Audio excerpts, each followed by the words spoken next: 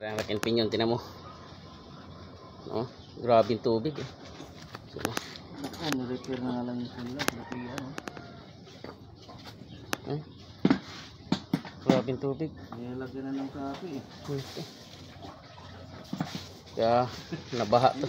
Plasto. Hindi na yan kabe na kayo eh.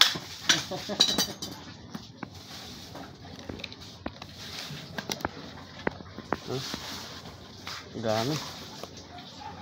May butas pala kayo pumasok. Maliit na butas lang yun. Kung ano yung sasabihan sa doon. Kung ano yung ilagay dyan. Maliit na butas. Sira yung stick bearing. Sira yung ibabaw. 6004 sira.